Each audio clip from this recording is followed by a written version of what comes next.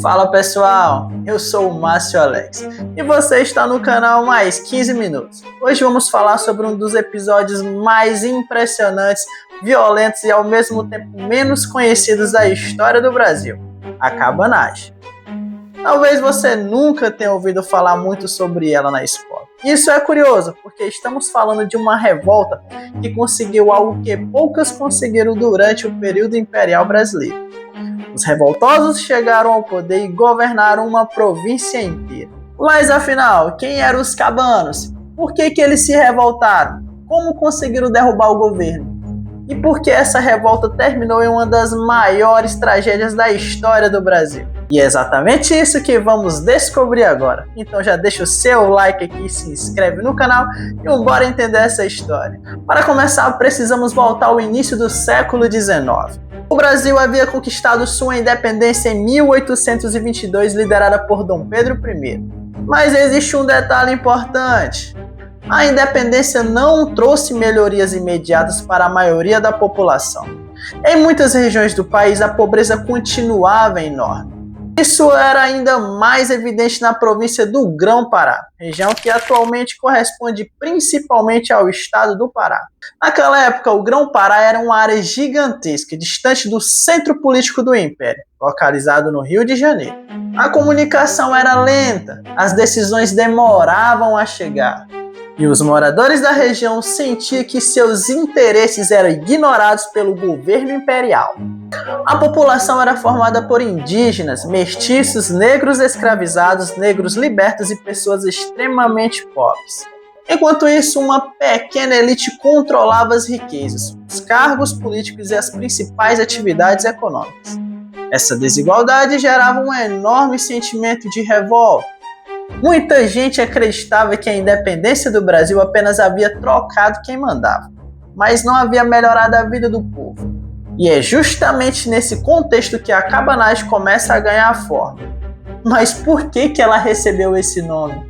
O termo cabanagem vem das cabanas onde viviam os mais pobres da região. Essas moradias simples eram feitas de madeira, barro e palha. Quem morava nelas era chamado de cabano. Portanto, quando falamos em cabanos, estamos falando principalmente da população mais humilde da Amazônia. Isso é importante porque a cabanagem foi uma revolta popular. Não foi apenas uma disputa entre políticos. Foi um movimento que contou com a participação massiva das camadas mais pobres da sociedade. Essas pessoas estavam cansadas da fome, cansadas da exploração, cansadas da falta de oportunidades e cansadas de não terem voz. Outro fator importante foi a crise política que atingiu o Brasil durante o período regencial. Em 1831, Dom Pedro I abdicou do trono. Seu filho, o futuro Dom Pedro II, ainda era uma criança. Por isso, o país passou a ser governado por regentes. Foi uma época extremamente conturbada. Diversas revoltas explodiram pelo território brasileiro. Entre elas podemos citar a farroupilha, a balaiada e a sabinada. A cabanagem foi uma dessas revoltas, mas ela acabou se destacando pela intensidade da violência e pelo número de mortos. Os líderes do movimento começaram a organizar a oposição ao governo provincial. Entre os principais nomes estava o cônego João Batista Gonçalves Campos, além dos irmãos Antônio Vinagre e Francisco Vinagre. Outro personagem fundamental seria Eduardo Angelino. Esses líderes criticavam duramente o governo local.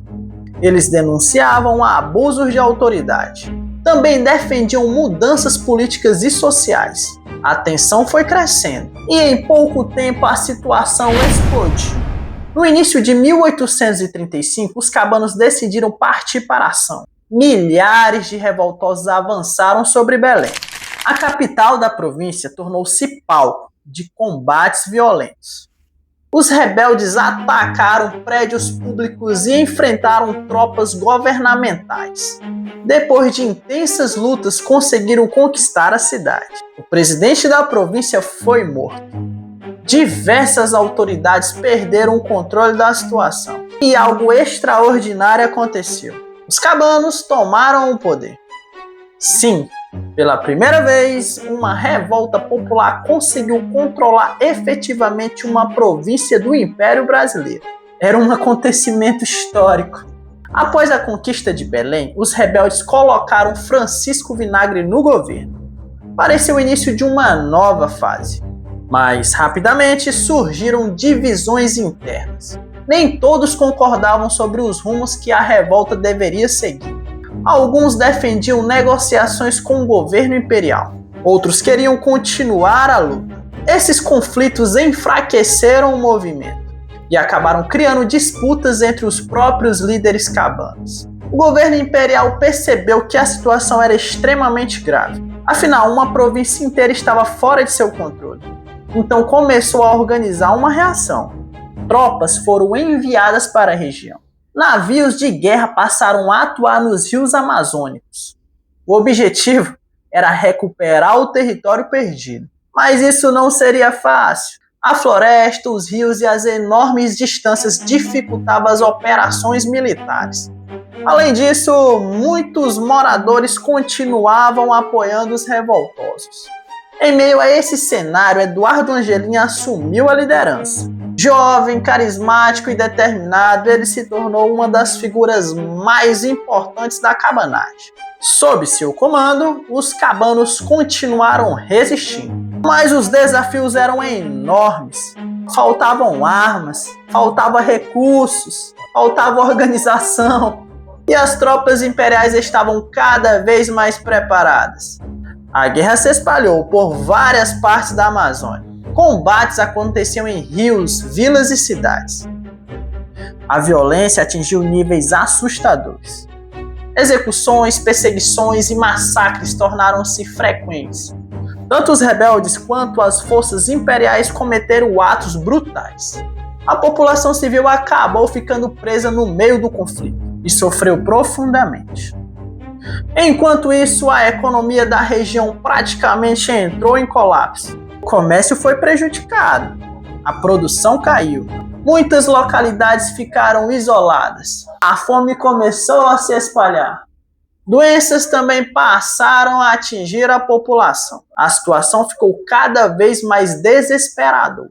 O sonho de transformação social começava a dar lugar ao caos. Mesmo enfrentando dificuldades, os cabanos continuaram lutando. Muitos acreditavam que estavam construindo uma sociedade mais justa. Outros simplesmente queriam sobreviver. Havia também aqueles que buscavam vinganças contra autoridades que consideravam responsáveis por anos de sofrimento. A revolta passou a reunir diferentes objetivos e interesses. Isso tornou ainda mais difícil manter a unidade do movimento. A partir de 1836, o governo imperial conseguiu recuperar parte do controle. As forças rebeldes começaram a perder territórios. Belém voltou para as mãos do governo. Mas a guerra estava longe de terminar. Diversos grupos continuaram resistindo no interior da província. A luta prosseguiu durante vários anos. Os confrontos continuaram até aproximadamente 1840. Nesse período, o Império realizou uma repressão extremamente dura. Milhares de pessoas foram presas. Outras tantas foram executadas. Muitos líderes morreram em combate ou acabaram capturados. A revolta foi gradualmente sufocada, mas o custo humano foi gigantesco. E aqui chegamos a um dos aspectos mais chocantes da cabanagem. Os historiadores estimam que cerca de 30 a 40% da população da província tenha morrido durante o conflito. Estamos falando de dezenas de milhares de pessoas. É uma das maiores tragédias demográficas da história brasileira. Poucas guerras ou revoltas no país provocaram uma destruição tão grande. Famílias inteiras desapareceram. Comunidades foram destruídas. Regiões inteiras ficaram devastadas.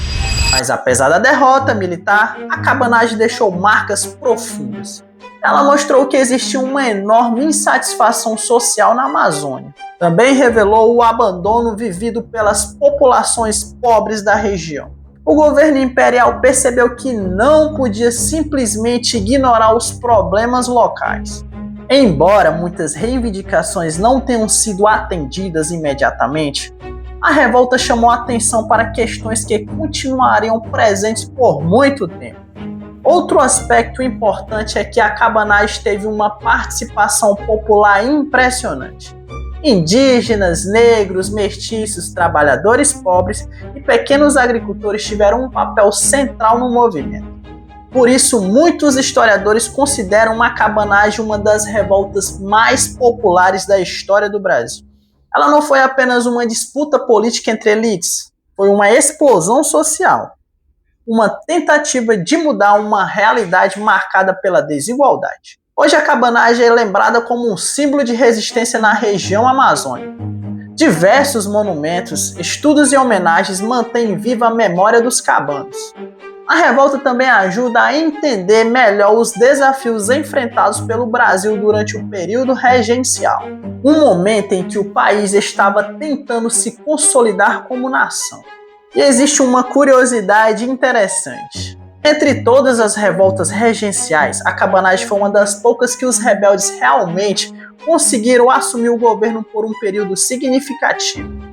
Isso demonstra a força do movimento e o tamanho da crise que atingiu o Império naquele momento. Mesmo derrotados, os cabanos entraram para a história.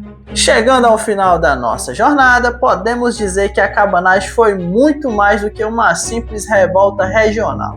Ela foi um reflexo de uma sociedade profundamente desigual. Foi a voz de milhares de pessoas que viviam à margem do poder. Foi uma tentativa radical de mudar uma realidade marcada pela pobreza e pela exclusão e pelo abandono. Ao mesmo tempo, foi uma guerra extremamente violenta, que deixou cicatrizes profundas na Amazônia brasileira. Entender a cabanagem é compreender que a história do Brasil não foi construída apenas por imperadores, políticos e grandes proprietários. Ela também foi construída por indígenas, negros, mestiços, trabalhadores e pessoas comuns que lutaram para transformar suas vidas. E essa é justamente a grande lição que essa revolta nos deixa. A história é feita por gente que sofre, gente que sonha, gente que luta e às vezes gente que muda o rumo de uma nação. Eu sou o Márcio Alex e este foi mais um vídeo do canal Mais 15 Minutos. Se você gostou do conteúdo, deixe seu like, compartilhe com os amigos e se inscreva no canal para não perder os próximos vídeos. Um grande abraço, até a próxima!